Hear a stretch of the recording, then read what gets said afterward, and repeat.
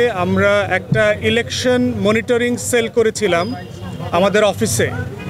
AB পার্টির এই election monitoring সেলে আমাদের প্রায় ৩৫টা জেলায় আমরা ১০০০-এর উপরে কেন্দ্র থেকে ফার্স্ট হ্যান্ড তথ্য পেয়েছি। আমাদের যারা নেতাকর্মীরা আছেন, শুভাকাঙ্ক্ষীরা আছেন, পরিচিত জনরা আছেন, তারা আমাদেরকে ছবি পাঠিয়েছেন, ভিডিও পাঠিয়েছেন, ইনফরমেশন পাঠিয়েছেন, কেন্দ্রের নাম পাঠিয়েছেন। তো আমাদের যে এই ১০০০-এর যে আপনারা জানেন যে ল্যাবরেটরিতে যে গিনিপিগ টেস্ট করে, আপনি যদি এই ১০০০-এর টেস্টিং মডেলটা ফলো করি আমরা, তাহলে এবি পার্টির অফিসিয়াল পজিশন হচ্ছে যে ভোট কোনোভাবেই ৫ থেকে ৭% বেশি পড়তে পারে না।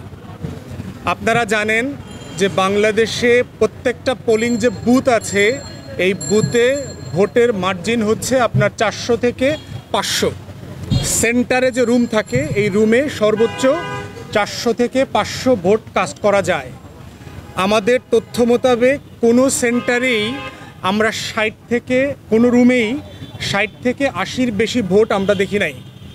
অধিকাংশ পোলিং রুমে ভোট পড়েছে ৩টা, ৭টা, ১০টা, ১৩টা, ২৩টা, ২৭টা এরকম। এটা আমাদের তথ্য মোতাবেক। অতএব এবি পার্টির অফিসিয়াল পজিশন হচ্ছে যে আমাদের যে ইলেকশন মনিটরিং সেল ছিল, আমরা যে ফার্স্ট হ্যান্ড রিপোর্ট কালেক্ট করেছি, সেটার ভিত্তিতে বাংলাদেশের যে নির্বাচনী নাটক হয়েছে, এই নাটকের দর্শক ৫ থেকে ৭% বেশি ছিল না। নাম্বার 2 হচ্ছে যে আমরা যেহেতু বরাবরই বলেছি এটা কোনো নির্বাচন ছিল না।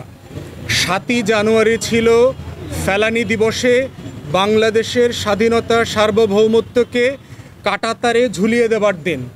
আমরা আনুষ্ঠানিকভাবে আমাদের স্বাধীনতা হারিয়েছি, পরাধীন হয়েছি, আমাদের সার্বভৌমত্ব হারিয়েছি এবং আমাদের গণতন্ত্র হারিয়েছি।